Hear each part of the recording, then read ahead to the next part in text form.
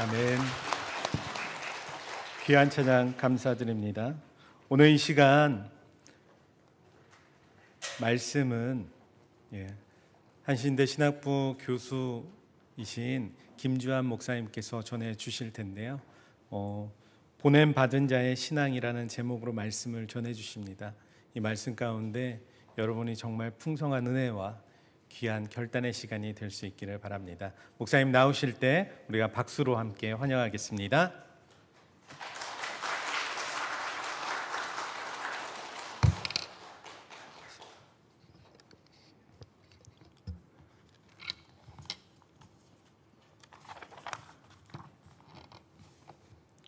성도 여러분 만나뵙게 되어서 반갑습니다.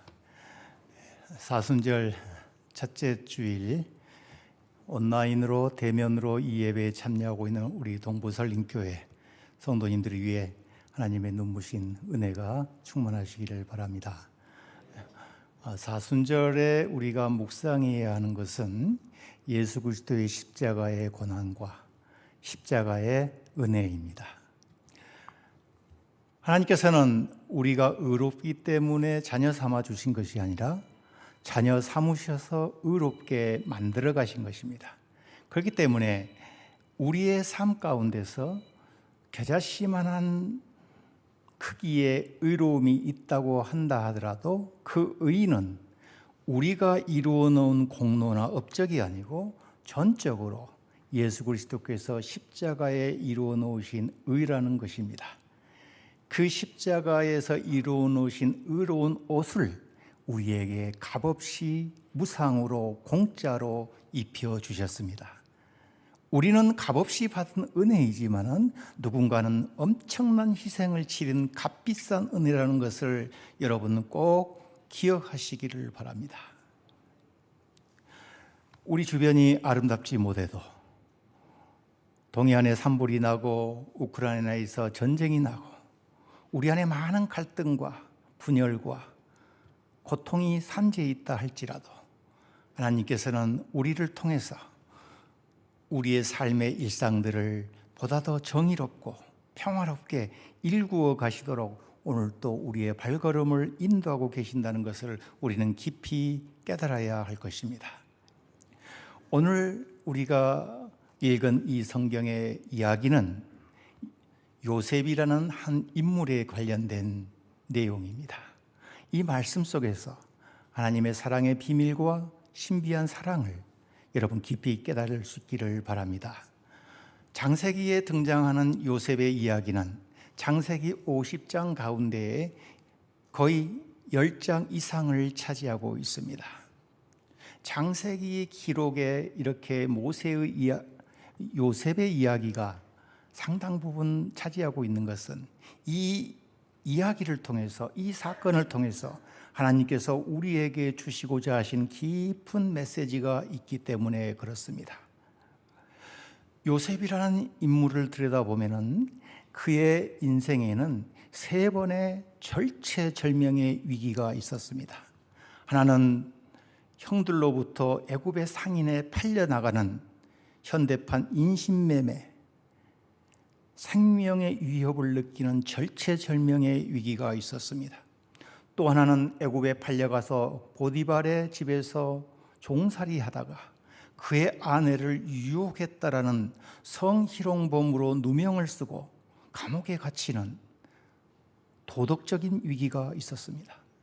또 하나는 그가 애굽의 총리 대신으로 올라서 국정을 관할할 때에 커다란 재난이 일어나서 국가적인 위기를 당했습니다.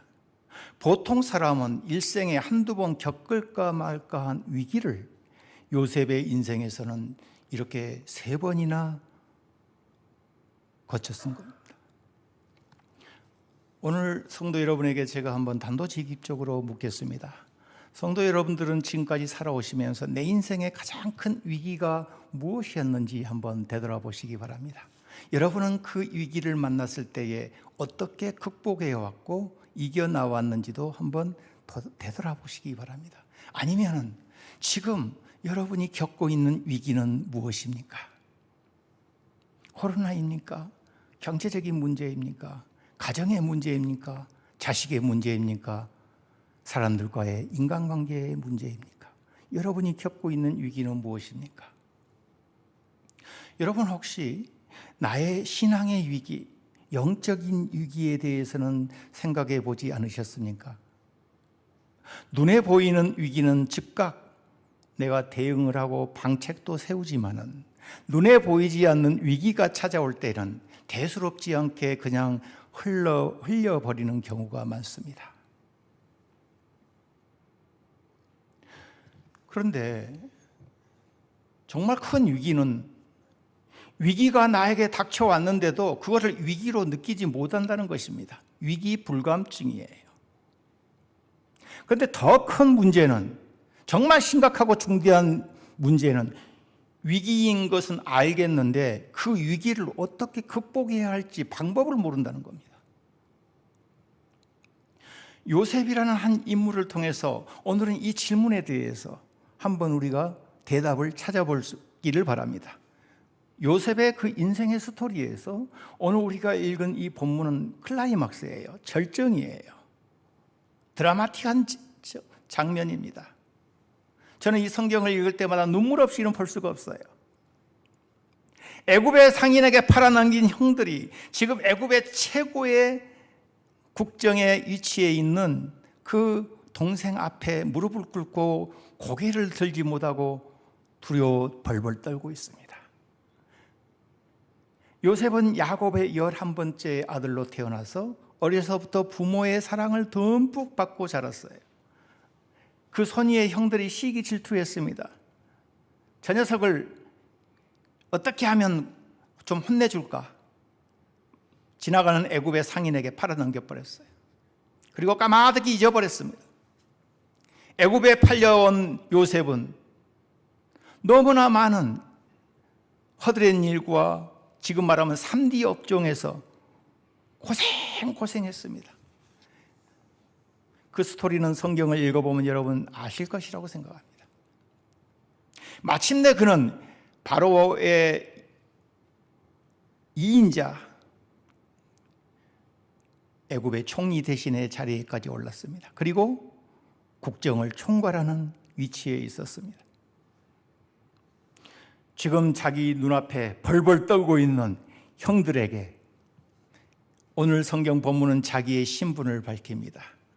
그 옛날 애굽에 팔아넘겼던 자기 동생이 지금 총리가 되어 있을 것이라고 형들은 꿈에도 상상 못했을 것입니다. 오늘 우리 성경 본문에서 요셉이라는 사람, 자신의 불행을 불행으로 여기지 아니하고 신앙적으로 극복해서 형들과 회유하는 장면에서 보여준 요셉이라는 사람의 신앙관, 신앙의 세계가 무엇이냐? 두 가지 포인트로 우리가 오늘 정리해 볼 수 있습니다. 하나는 구속사 신앙이요, 하나는 소명 신앙입니다. 첫 번째 구속사 신앙입니다. 요셉은 자신이 형들로부터 애국으로 팔려오게 된 것을 결코 불행으로 여기지 않았습니다. 5절에 보면 이렇게 이야기합니다. 당신들이 나를 이곳에 팔았다고 해서 근심하지 마소서, 한탄하지 마소서. 하나님이 생명을 구원하시려고 나를 당신들보다 먼저 보내셨나이다. 보통 내공 있는 사람의 말이 아닙니다. 자신의 목숨을 위험에 빠뜨린 사람, 비록 형제들이라 할지라도 어떻게 보면 보통 범인 같으면 복수해보고 싶지 않겠습니까? 골탕을 먹이고 싶지 않겠습니까? 자기가 권력도 있어요, 힘도 있어요. 그런데 요셉은 형들이 나를 팔아넘겼다 할지라도 거기에 대해서 너무 자책하지 마소서. 그건 다 하나님의 구원사의 경륜 속에 있었다는 것이에요. 요셉의 말과 이 행동에서는 일말의 그늘이 보이지 않습니다. 누구를 원망하거나 불평하지 않습니다. 미워하지 않습니다. 복수하지 않습니다. 보디발의 아내를 유혹했다라는 그 누명을 쓰고 감옥에 갇혔을 때도 그는 한마디 불평하지 않습니다. 감옥에서 만난 그 옛날 애굽의 관리, 높은 관직에 있었던 사람의 꿈을 해몽해주고 당신이 감옥에서 풀려나갈 때에 나를 기억하고 나를 이 감옥에서 좀 풀려날 수 있도록 도와주세요 요청했습니다. 마침내 그 관리가 풀려나서 복직되었어요. 그 관리가 까마득히 잊어버렸어요.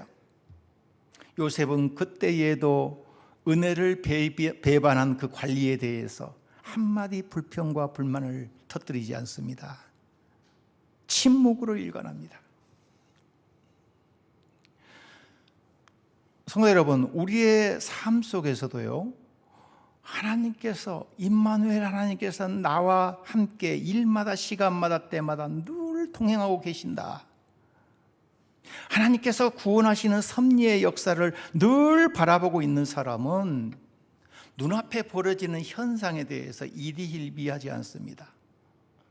다 하나님의 뜻이 있겠지요 하면서 함께 기도하며 묵묵히 침묵합니다. 세속사의 이면에 놓여 있는 하나님의 구원사, 하나님의 구속의 섭리, 그 경륜의 깊이를 깊이 있게 신앙적으로 경험한 사람은 나에게 닥쳐 있는 눈앞에 보이는 그런 현상들에 대해서 감정이 요동치지 않습니다.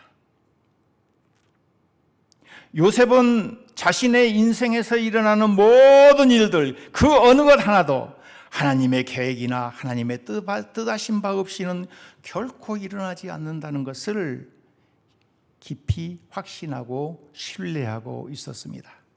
여러분 그렇지 않습니까? 우리 인생에서도 잘 풀리고 잘 나갈 때는 하나님 감사합니다. 이 모든 것이 하나님의 도우시고 하나님의 은혜요 이끄심입니다. 우리 그렇게 고백할 수 있습니다. 그런데 뭔가 막히고 안 풀리고 이 산 넘어가면 평지가 나올 줄 알았더니 첩첩상중에, 이 강을 건너면 평야가 나올 줄 알았더니 더 거센 파도가 닥쳐와요. 이 시련과 환난이 내 인생에서 언제 끝날까? 고통과 고난 속에서, 불평과 원망 속에서 한숨 쉬며 살아갈 때가 많지 않습니까? 뭔가 막히고 넘어지고 환난이 찾아오고 불행한 일을 당하게 되면 신앙의 연륜이 아주 많은 분들도요, 가끔씩 넘어지고 실족해요. 세상을 원망하고 불평하고 남 탓하는 경우가 아주 많이 있어요. 그래서 잘 되면 누구 탓? 내 탓. 내가 잘나서, 내가 능력이 있기 때문에. 잘못되면 조상 탓. 여러분, 하나님으로부터 크게 쓰임받았던 성경의 인물들의 면면을 살펴보시기 바랍니다. 하나님으로부터 크게 쓰임받는 사람일수록 그의 인생길에 아스파트 길처럼 그렇게 평지를 걸어온 사람들은 드물어요. 관난과 시련과 고난 없이 평탄의 길을 걸었던 사람은 찾아보기 힘듭니다. 그렇기 때문에 정말로 참 신앙일수록, 우리의 믿음이 깊어지면 깊어질수록, 하나님의 사명을 감당하면 감당할수록 더 큰 환난과 시련이 닥쳐올 수가 있습니다. 마음이 우리는 지금 무겁습니다. 동해안에 산불이 나가지고 강풍이 불어가지고 불이 계속 확산되고 있고 많은 이재민들이 지금 생겨났습니다. 그쪽을 바라보면서 하나님 빨리 비 좀 내려주세요 기도했어요. 지금 가뭄으로 인해서 농과 밭이 타들어가고 산도 메말라가지고 이런 화재도 지금 나고 있지 않습니까? 그런데요, 여러분, 태풍이 불거나 강풍이 불면 산에 어떤 나무들이 쓰러지죠? 큰 나무들이 쓰러져요. 잔챙이 묘목들이 쓰러져요. 맞을 바람이 많은 가지를 가진 큰 나무들이 쓰러지는 경우가 많습니다. 사명이 크면 클수록 그만큼 맞을 바람이 많은 환난과 시련도 많이 닥쳐올 수 있다는 것이에요. 여러분, 우리나라의 땅 땅이 가장 비싼 땅이 어딘 줄 아세요? 여러분 한번 인터넷 쳐보세요. 국토부의 자료에 보면은 명동에 어느 지역에 있는 땅이죠. 공시지가가 2억 1천만 원이 넘습니다. 지금 현재. 실제 거래가는 얼마나 많겠어요? 사람이 많이 밟고 다닌 땅이 비싸요? 아니면 인적이 더 먼저 강원도 두메 산골이 비쌉니까? 땅이? 땅이 비싸려면 사람들이 많이 밟고 있는 땅이, 밟고 다닌 땅이 비싸지 않겠어요? 많은 흙탕물, 쓰레기, 오물들이 다 거기 쏟아지고, 그래서 땅이 비옥하고 옥토가 되지 않겠습니까? 우리의 영혼이 비싼 영혼이 되려면은 많이 밟힐 준비가 돼 있어야 돼. 모든 오물과 쓰레기를 다 담을 수 있는 넉넉한 품성을 지닌, 인격을 지닌 그릇이 돼야 되는 거예요.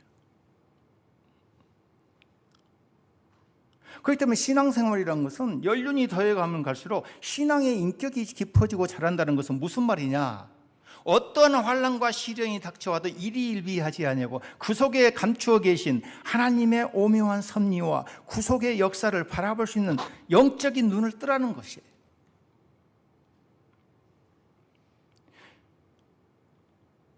자고 우면하지 않는 것이에요. 그렇기 때문에 신앙이 담금질되고 내가 좀 더 큰 그릇이 되어서 마침내 하나님으로부터 이렇게 쓰임받을 수 있다는 것이 그의 인생에서 얼마나 큰 복이겠습니까? 고린도후서 11장 23절에서 27절에 이렇게 기록되어 있습니다. 그들이 그리스도의 일꾼이냐 정신없는 일을 하거니와 말을 하거니와 나는 더욱 그러하도다. 내가 수고를 넘치도록 하고 옥에 갇히기도 더 많이 하고 매도 수없이 맞고 여러 번 죽을 뻔하였으니 유대인들에게 40에서 하나 감한 매를 5번 맞았으며 3번 태장으로 맞고 1번 돌로 맞고 3번 파선하고 일주야를 깊은 바다에서 지냈으며 여러 번 여행하면서 강의 위협과 강도의 위험과 동족의 위험과 이방인의 위험과 시내의 위험과 광야의 위험과 바다의 위험과 거짓 형제 중의 위험을 당하고 또 수고하며 애쓰고 여러 번 자지 못하고 추리며 목마르고 여러 번 굶고 춥고 헐벗었노라. 누구 이야기입니까? 사도 바울의 이야기예요. 사도 바울이 사업이 망해가지고 지금 돈 벌러 나갔다가 이런 지금 어려움을 당하고 있습니까? 그가 뭔가 잘못해가지고 죄를 지어가지고 지금 형벌을 받고 있는 것입니까? 아니에요. 그는 주님의 복음을 전하기 위해서라면 죽음도 불사하겠다는 불태전의 사명을 갖고 주의 복음을 전하기 위해서 산을 넘고 강을 건너고 바다를 헤쳐나가면서 한 사람이라도 더 구해야 되겠다. 이 복음을 전하지 아니하면 내가 하나님 앞에 가서 어떻게 고개를 들 수 있을 것인가? 이 사명을 가지고 이 일을 감당하다 보니까는 이런 보통 사람이 당할 수 없는 이런 수많은 환난과 고난이 그에게 찾아왔던 것이에요. 줄줄이 찾아왔어요.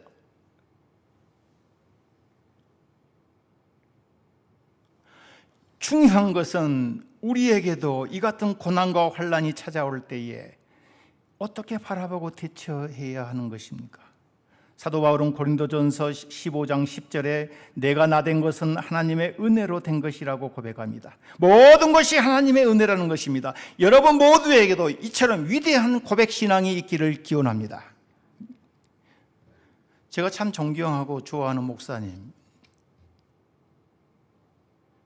선배님인데 암이 발병해가지고 투병 생활하고 계십니다. 격주로 병원을 드나들며 항암 치료를 하고 계셔요. 지난주에도 지금 들어가셔가지고 이번 주 항암 치료 기간입니다. 3박 4일 항암 치료 나오고 집에 와서 또 일주일 정도 지내다가 격주로 들어가니까 지금 20몇 차례 항암 치료를 하고 계세요. 얼마나 힘들겠어요. 그런데 이 사순절 기간에도요, 아침마다 성경 말씀 묵상하고 기도 올립니다. 기도해요. 하나님, 오늘 아침에는 이러더라고요. 산불로 피해당한 그 이재민들 가운데 하나님 어디 계십니까? 몸이 아파 병실에 있는 사람들을 놔두고 하나님 어디 계십니까? 그렇게 기도하면서 제가 마음이 너무 아팠어요. 근데 그 선배님, 목사님 하신 말씀이 3박 4일 항암 치료를 마치고 짐을 들고 집으로 오면 그렇게 발걸음이 가볍고 흥분되고 처져 있던 몸도 마음도 너무 평안하고 행복하답니다. 얼마 전 전화했더니 이분이 하신 말씀이 그래요.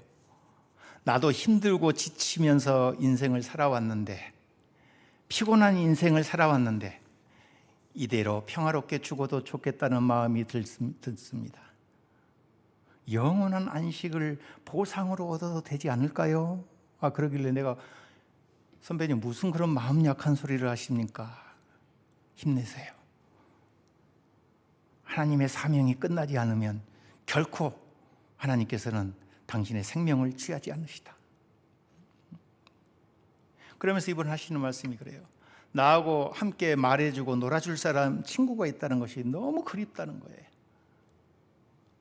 병실에 혼자 치료하고 있을 때에 누구랑 이렇게 같이 놀고 옛날 시절이 너무 주마등처럼 돌아간다는 거예요. 그래서 전화 한 통이라도 해준 사람이 그렇게 반갑고 그렇게 기쁘다는 거예요. 우리 주변에 홀로 애롭게 지내는 사람들이 혹시 있지 않습니까? 내 가족들, 친척들 아니면 내 지인들 가운데 그분들에게 전화 한 통이라도 여러 번 하시고 위로의 말, 격려의 말 한 번씩 해주세요. 전화 먼저 하는 자는 복이 있나니 하나님의 은혜가 그에게 임할 것이다. 누가 나에게 전화해 주기를 바라지 말고 먼저 전화 걸어서 잘 계시냐고 안부 전화라도 해주고 그분들에게는 큰 위로가 될 것입니다. 여러분, 조나단 에드워드 목사님이 계십니다. 18세기 미국 청교도 부흥운동을 이끌었던 유명한 설교자요 신학자였습니다. 그분의 책에 이런 내용이 있습니다. 여러분, 성경에 보면요, 사람들의 처음에 인간의 수명이 얼마 정도 됐지요? 막 900년, 1000년 그렇게 됐지요. 그러다가 500~600년으로 그 수명이 단축됩니다. 노아의 홍수 이후로. 성경 쭉 읽어보세요. 그러다가 광야 생활에서 이스라엘 백성들이 정탐꾼을 보내죠. 팔레스틴 지역을 한번 정탐하고 와라. 그 소리를 듣고 이스라엘 백성들이 광야에서 불평불만을 터뜨립니다. 그 이후로 인간의 수명이 70~80으로 단축돼요. 그런데 조나단 에드워드 목사님은 이 장면을 보고 뭐라고 말을 했냐면, 우리의 수명이 700~800년, 500~600년 여전히 그렇게 길다고 하면 인간들이 하나님의 구속의 세계, 저 영적인 세계, 하나님을 바라보고 살겠네 이거예요. 이 세상과 짜가면서 이 세상에서 실컷 먹고 마시며 즐기고 살다 죽자, 이런다는 겁니다. 그래서 사람들이 너무 오래 사는 것은 죽음 이후의 구속의 세계에 대해서 사람들이 갈망하겠냐 이 말인 거예요. 그래서 인간 수명이 이토록 짧아진 것은 오히려 인간은 잠깐 있다가 사라지는 안개와 같은 존재라는 것을 깨닫게 하기 위해서, 영생의 복된 소식을 기쁨으로 더 잘 받아들이도록 동기부여를 해주기 위해서라는 것입니다. 상당히 영적으로 깊이 있는 깨달음 아니겠어요? 요즘은 100세 시대 해가지고 여러분 건강을 잘 관리하면서 사는 분들이 많죠. 여러분 건강하게 100세 이상 사십시오. 그러나 중요한 것은 오래 사는 것이 중요한 것이 아니고, 우리가 종말 신앙, 하나님 언제 오십니까? 하나님 바라보며 그 영적인 세계, 구속의 세계를 결코 놓치지 않고 그거를 바라보며 살아가는 인생이 복된 인생인 줄로 믿습니다. 요셉은 자신의 인생 여정에서 일어났던 모든 일들도 결국 하나님의 구원의 섭리라고 보았습니다. 하나님께서는 역사적 사건을 통해서 당신의 뜻을 드러내시는 것이에요. 그렇기 때문에 우리가 눈에 보이는 것만이 전부가 아니에요. 손에 잡히는 것만이 전부가 아니에요. 귀에 들리는 소리만이 전부가 아니에요. 하나님의 구원의 역사는 보이는 세계에 감추어져 계세요. 진리는 눈에 보이는 것 너머에 있어요. 손에 잡히는 것 너머에 있어요.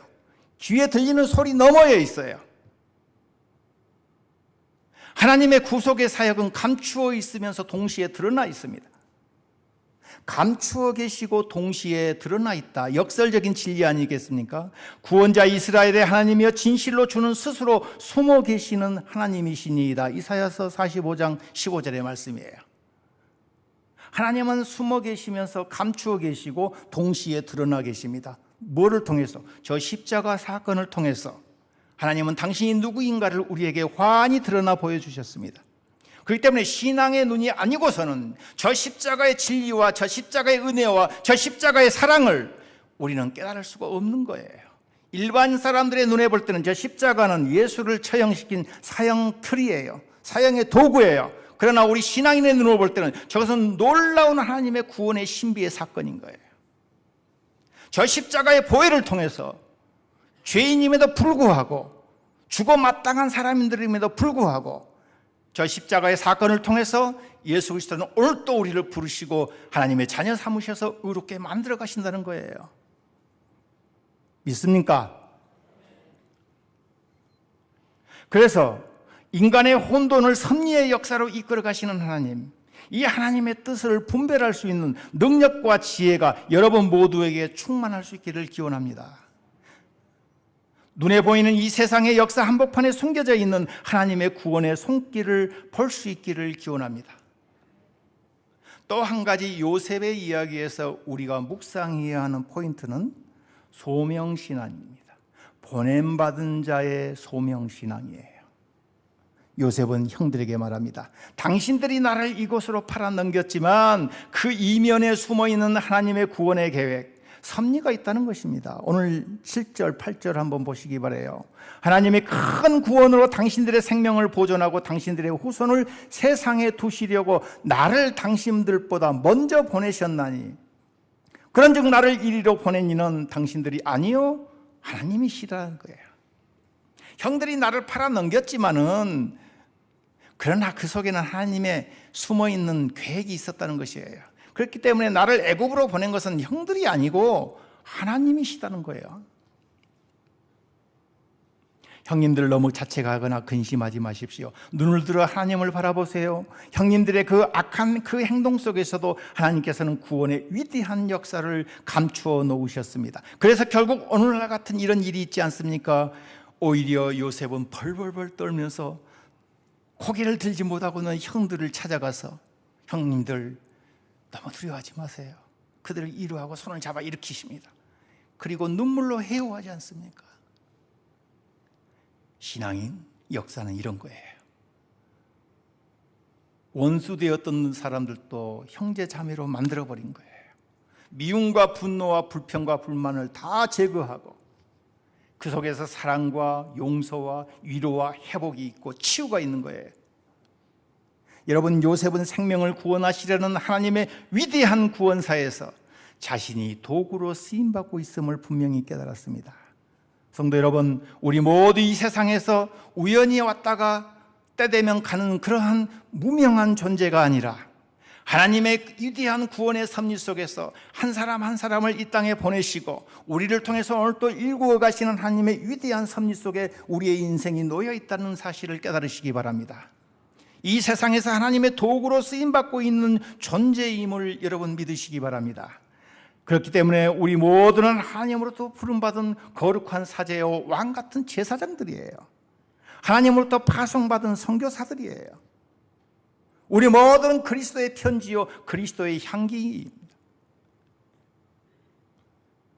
여러분, 외교 대사는 파송하는 국가를 대신한 대표자입니다. 우리나라도 전 세계 수많은 국가들과 외교 관계를 맺고 있고 외교관 대사를 파송하지 않겠습니까? 그러면 파송된 그 대사는 뭐예요? 대한민국을 대표하고 대리하는 대표자 아니겠어요? 여러분, 대리자는 사무 관리자하고는 다른 것이에요. 본인을 대신해서 대리해서 가잖아요. 그러니까 대리자에게는 뭐가 있어요? 권리도 있고 영예도 있어요. 그런데 그 대리자가 잊지 말아야 할 것은 자신을 파송한 본국의 뜻에 따라서 행동을 해야 돼요.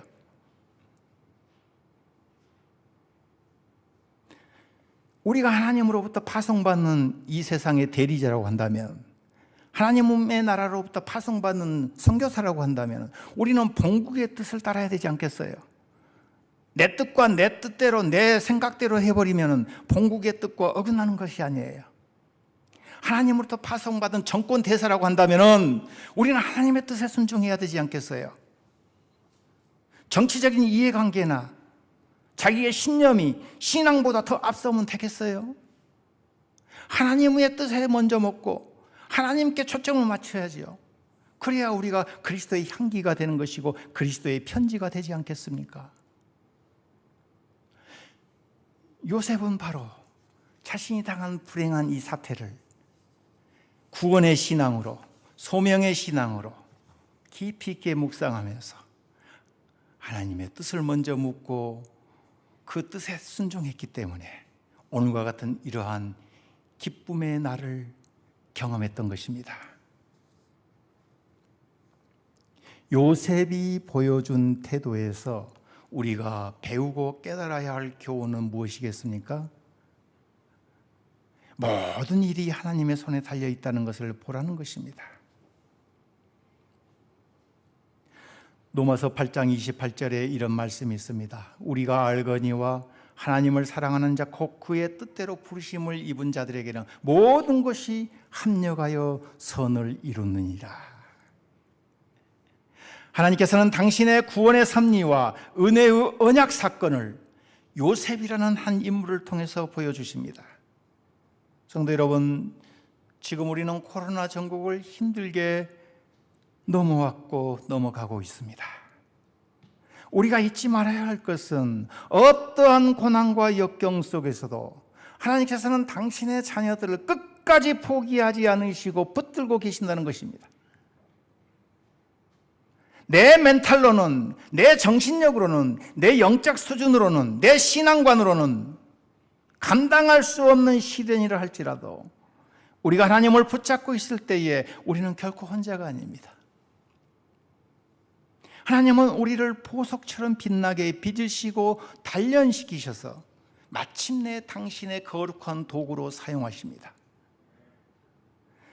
여러분 모두 우리 삶 한복판에서 오늘도 섭리하고 계시는 하나님의 구속의 사랑을 깊이 경험하면서 신앙의 열매를 풍성하게 맺을 수 있는 모든 성도들이 될 수 있기를 주의 이름으로 축원합니다. 기도하십시다. 은혜의 하나님, 오늘 또 이 말씀을 통해서 하나님의 신비한 비밀을 깨닫게 해주시오니 감사합니다. 구속의 신앙, 소명의 신앙을 깊이 마음속에 간직하고 이 어려운 시기를 잘 헤쳐나가게 도와주시옵소서. 강원도 산불로 많은 이재민들이 생겨났습니다. 하나님, 그들의 생업을 지켜주시고 하루속히 산불이 진화되고 회복되게 하여 주시옵소서. 지금 가뭄으로 농촌, 농과 밭, 산과 들이 목말라 있습니다. 신선한 생명의 물기가 가득하도록 주님 도와주시옵소서. 우리의 메마른 심령에 성령의 단비를 충만하게 부어주시옵소서. 저희 마음을 기쁨으로 채우시고 저희의 말과 생각과 행동의 모든 것들이 주님의 말씀 안에서 정돈되게 하여 주시고 주 예수 그리스도의 발걸음을 좇아 빛 가운데 걸어갈 수 있도록 도와주시옵소서. 그래서 우리 모두가 하나님의 말씀 안에 약속된 이 언약의 복을 다 누릴 수 있도록 은혜 베풀어 주시옵소서. 믿음의 역사를 계속 이어가게 하여 주옵소서. 우리 동부 설린교회가 사랑의 수고로 믿음의 역사와 인내의 소망으로 넘쳐나는 생수의 강이 흘러넘치는 교회가 되게 하여 주시옵소서. 예수 그리스도 이름 받들어 감사하며 기도하옵나이다. 아멘.